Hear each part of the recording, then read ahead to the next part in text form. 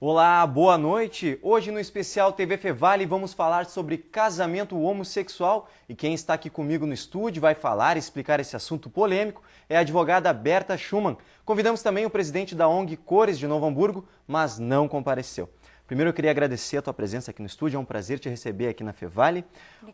Um assunto polêmico, né? Casamento homossexual. Eu queria que tu falasse um pouquinho só sobre o tema. O que tu acha disso, tu como advogado, como é que passa isso na cabeça de vocês? Olha, assim, César, o próprio, não só o casamento, mas também o direito homoafetivo é um assunto novo, né? Por isso que talvez ele é polêmico ainda, né? Porque o direito homoafetivo, o que que é? Ele surgiu da necessidade do direito ele tem que se adaptar à sociedade, né? Às mudanças que ocorrem na sociedade.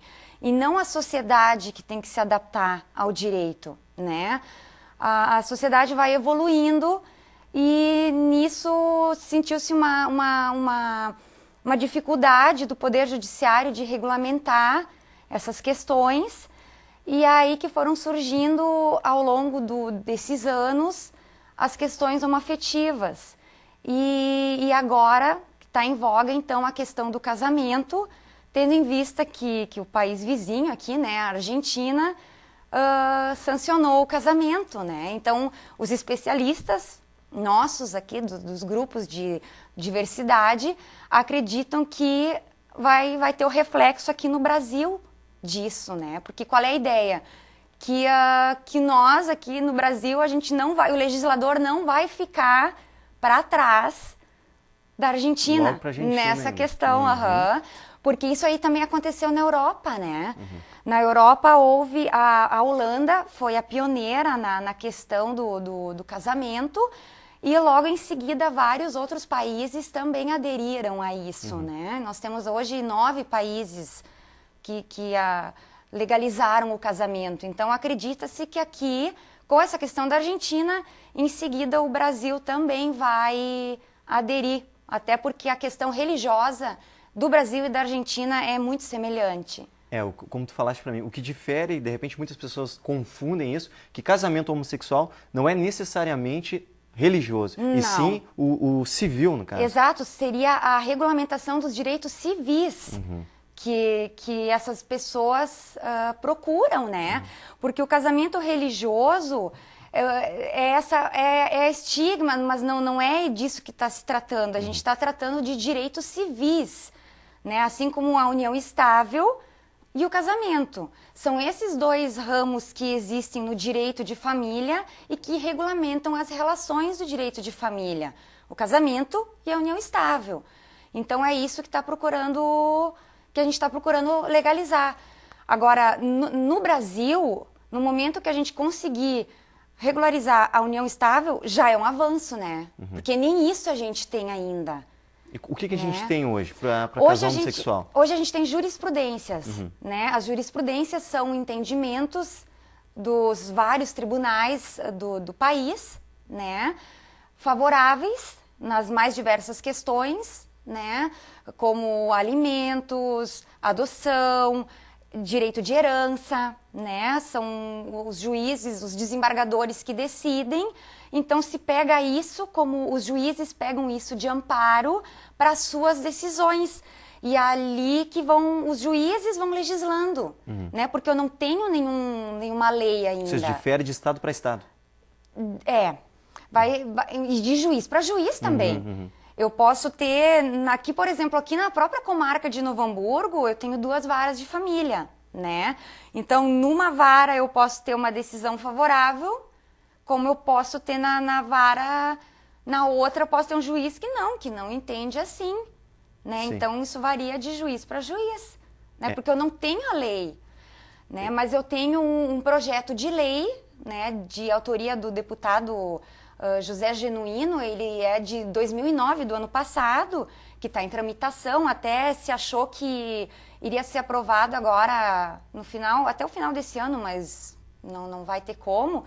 O que equipara a união estável hétero aos homossexuais, né? Então esse vai ser um avanço significativo. No Rio Grande do Sul, hoje, se o casal se une, né? Que direito que ele tem, que nem tu fala sobre jurisprudência, aqui no Rio Grande do Sul? Aqui no Rio Grande do Sul, o que eu vou te dizer? Aqui, em primeiro lugar, a gente aconselha, né, a União, então, documentar. De que forma? Através de uma escritura pública de declaração de união estável homossexual, né, homoafetiva. Em cartório? Em cartório ou escrito particular.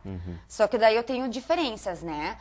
A cartorária, ela não precisa ter testemunhas, né, porque ela é uma escritura pública, né? O casal vai no tabelionato e o escrivão lavra a escritura. Inclusive, ela pode mencionar fatos retroativos, né? O casal pode declarar coisas de anos atrás, né? Não precisa ser de agora em diante, né?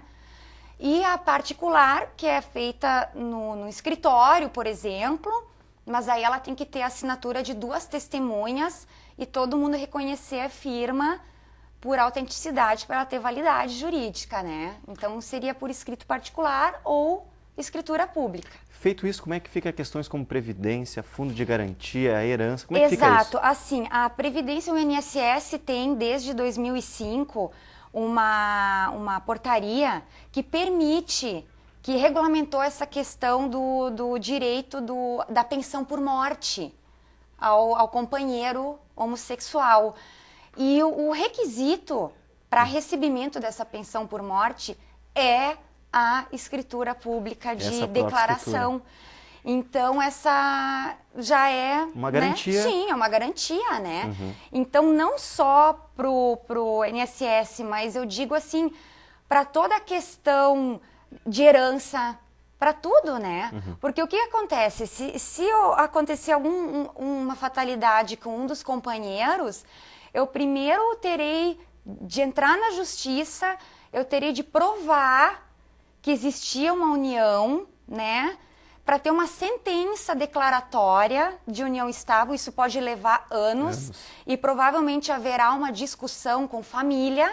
Sim, a família muitas vezes é preconceituosa em relação a maioria das Uhum. vezes o argumento da família é de que eles eram bons amigos e moravam juntos para dividir despesas. Essa é a praxe, né?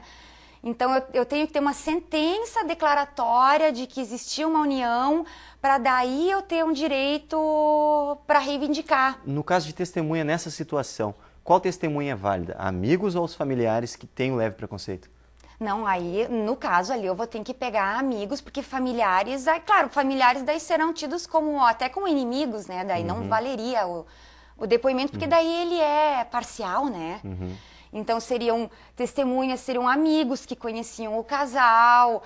Eu vou ter que juntar fotos, eu vou ter que juntar documentos probatórios, por exemplo, de conta conjunta, né? Claro, hoje existe que nem a Receita Federal, esse ano regulamentou que existe, que permite a dependência do companheiro homoafetivo na declaração de imposto de renda.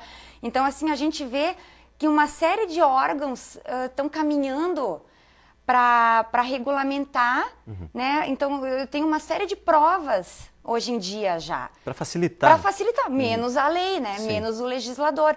Só que aí, o que acontece? É que a gente, querendo ou não, o Brasil, ele é o país mais homofóbico do mundo, né?